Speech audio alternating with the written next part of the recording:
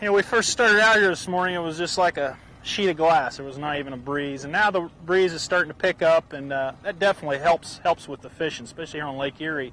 It gets a little tough when you get a slick, dead calm day.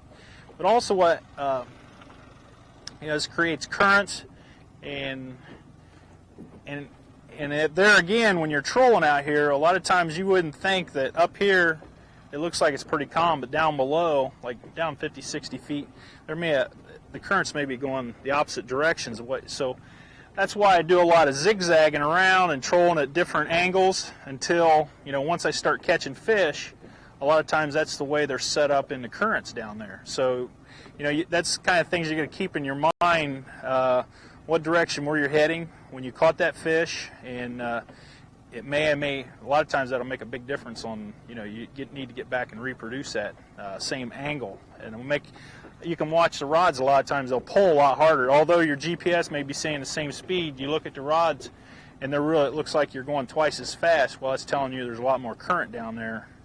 And a lot of times you want to find the edges of those currents. Okay, now you can see, here's what the difference would be when you get a fish on. See how that board is pulling back, the rod's really bending, the flag's down. Now if you look over to our right, the other board, you can tell the difference. And this is a good pulling fish here. Yep. Same program. We got that Reef Runner deep diving little ripper.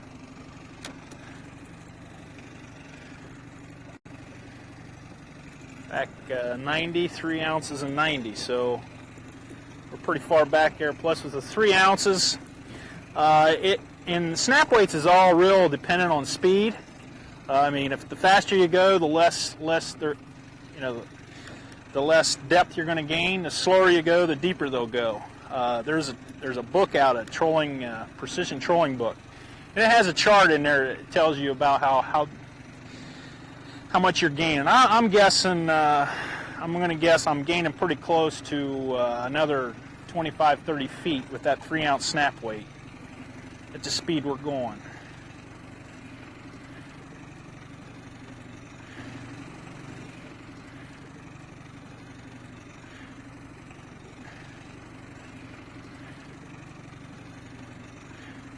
Taking off the board is a very critical part, because what you don't want to allow is slack in your line. So what I do is I'm pretty good at taking them off by myself, and I can feel everything that's going on. I bring it up, get it up fairly close to the boat, and you don't want to back the motor down yet. You want to keep, because the motor is actually helping you keep tension. So what I do is bring it up, and you want to keep the line as straight as possible as you can towards the fish in the lure. So what I do is I bring it up. Man, this is a good one. Take off the back snap, and I grab it and get the line pretty much straight. So when I take off the first one, the line doesn't jump way up in the air and it'll create slack. If you create slack, that's what will cause you to lose some fish. So now then I might back the motor down a little bit. This fish is about straight down. Oof.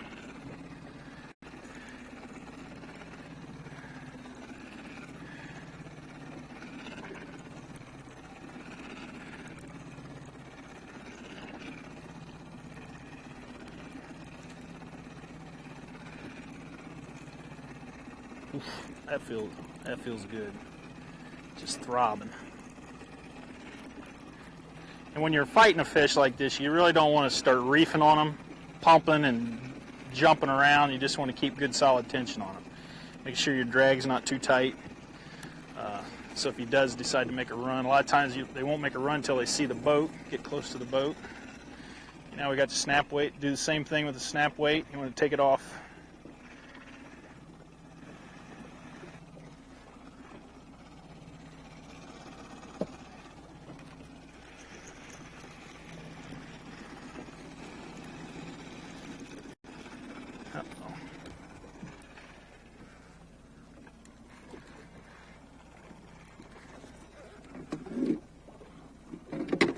I watch sometimes with too many rods in them.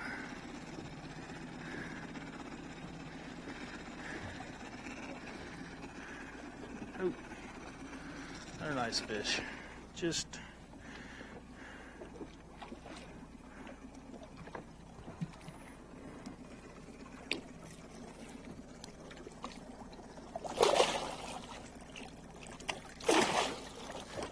I don't suggest anybody grab them like this, but if you're not going to keep them, it's a lot better on the fish not to use a landing net.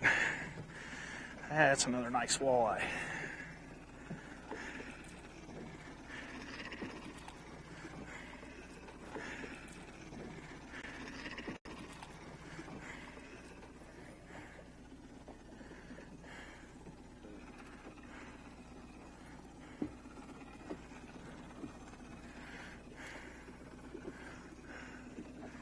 We're running a snap weight system here with the deep diving little ripper from Reef Runner.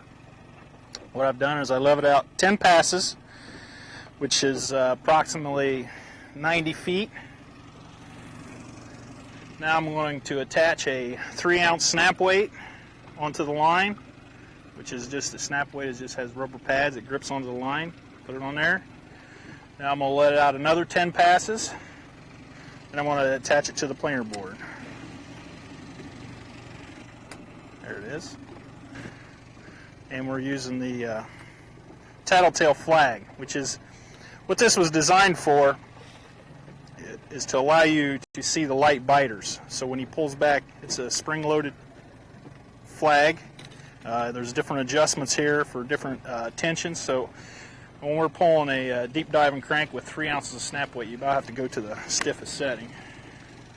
And to put it on, you just put it in the rubber pad, and you allow slack between this clamp and this clamp. And what that allows it to do is for the flag to work. So if you had the line tight between there, you wouldn't be able to get this. And you want it to be adjusted so when you pull forward on that flag or board, the flag will just go down a little bit. So now we'll let it straight out the back of the boat.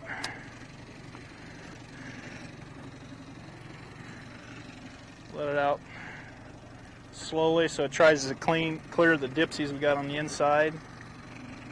Now we've caught 2 fish on the 10 passes, 3 ounces, 10 passes. This one's back 10, 4, 10. So that tells me that I need to raise this one up a little bit. So we'll reel this one in and change it to 3 ounces instead of 4 and see what happens there. Maybe we'll try his cheap sunglasses. The sun coming out a little bit, something a little chrome in it.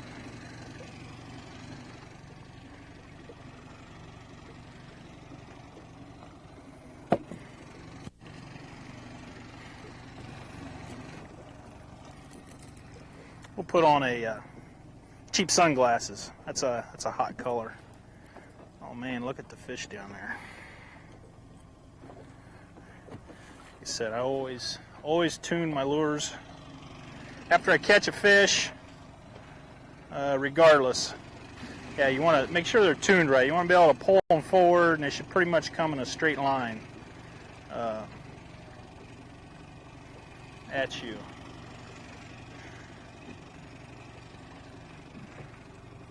We'll just tweak out a little bit. And then if you want to tune it, say you want to lure, say it's running running that way and you want to bring it that way, you just bend the eye of the lure towards the way you want it to run. So this one, it was actually running towards the boat. I want it to go out to the right. So it don't take much. And this isn't any lures. You can buy 5 brand new lures, and more than likely one of them is going to catch more fish than the rest of them, and more than likely that's because that one would just happen to be out of the box tuned right. Sometimes you get them, they run perfect out of the box. Other times you need to work with them a little bit. I'm not getting that one to bend enough. I'm usually pretty easy with them because it don't take much, and then you overdo it, and you got to come back. See, I went too much with that one.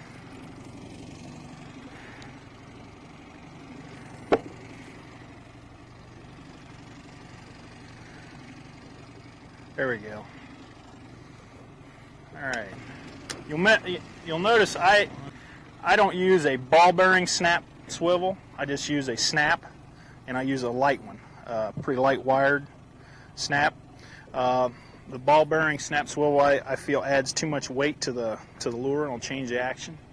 If you're trying to change the action, make less action, you might want to try that, but I've found that just a small snap, and what it allows you to do, it allows you to change lures quicker, and it also adds more action to the lure. With that, it'll let the lure work a little better. But you always want to check after you get a big fish. I always feel on my line to make sure that you didn't get no frays or nicks in the line. Okay, and we've caught one on a dipsy and two on a crank with 3-ounce snap weight. So I'm going to run. I'm going to change both the little rippers to 3-ounce snap weights from 4 ounces.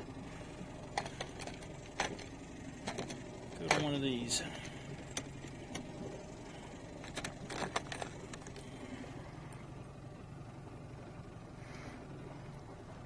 And that's how they come. They just, by weights, it's got a snap in the end, one ring in the end of it. This is the way the snap weights come from offshore. Put it on the rubber pad. Put that one on. Go back another 10.